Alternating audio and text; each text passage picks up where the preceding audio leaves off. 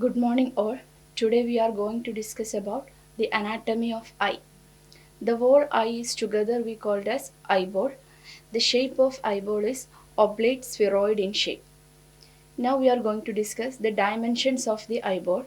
Eyeball is the anterior posterior diameter of the eyeball is 24 mm and the horizontal diameter of the eyeball is 23.5 mm and the vertical diameter is 23 and circumference is overall eyeball circumference is 75 mm. The volume of the eyeball is 6.5 mm and the weight is 7 gram. The total refractive power of the eyeball is plus 60 diopter. Okay, now we are discussing about the cords of eyeball. Eyeball is divided into three cords: fibrous cord, vascular cord, and nervous cord. Fibrous cord consists of the first two portions, cornea and the sclera, and the vascular cord consists of choroid, ciliary body, and iris, and the last one is the nervous cord. It consists of retina. Now the first structure is cornea. As we all know that cornea is the first structure of the eyeball and cornea is the transparent avascular structure which is in the shape of a watch glass like structure which refract the light. The parallel beam of light coming from the infinity are first refracted in the cornea and cornea contribute two-thirds of the refractive power of the eyeball. It means the 43 diopter is the refractive power of the eyeball. The main function of the cornea is it protects the internal structures of the eyeball. Next structure is sclera. Sclera is known as the whitish part of the eye.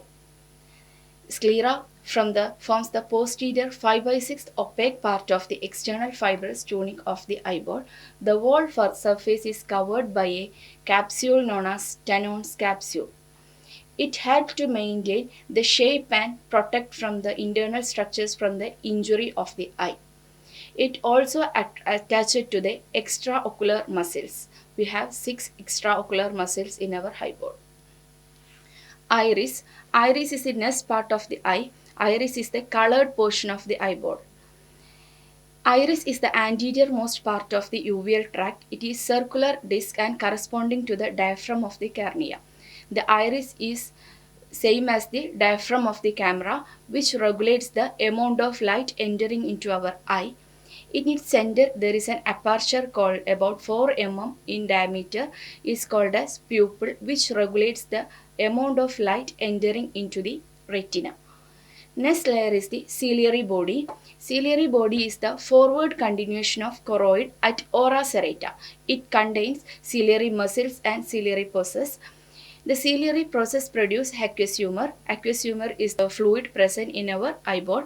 The ciliary muscle take part of accommodation. Accommodation is a process in which the extra power given by the crystalline lens in order to focus the near object. The accommodation is controlled by the ciliary muscles. The next part is the choroid. As we all know that the posterior part of the vascular cord is the choroid. This layer contains many blood vessels. Extended from optic disc to ciliary body, the choroid provides nourishment and oxygen to the outer layer of the retina. The next layer is the crystalline lens. Lens is a transparent biconvex structure which is situated in a saucer-shaped depression called the patellar fossa. It converges the light rays focused in front of the retina. The parallel beam of light coming from infinity are focused in the crystalline lens and it enters the retina by converging the rays. The refractive power of the crystalline lens is plus 70 diopter. Next one is the vitreous humor.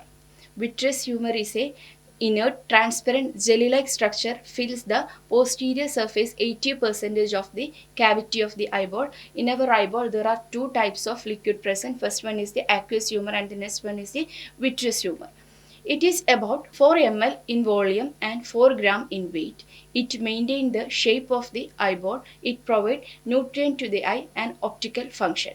Last structure of the eyeball is retina. It is the innermost part of the eyeball. It contains 10 layers. It is transparent membrane. It is highly developed tissue of the eyeball. The retina converts the light enter into the eye into a electrical signals and this electrical signals is entered into the brain and the image is detected. Thank you.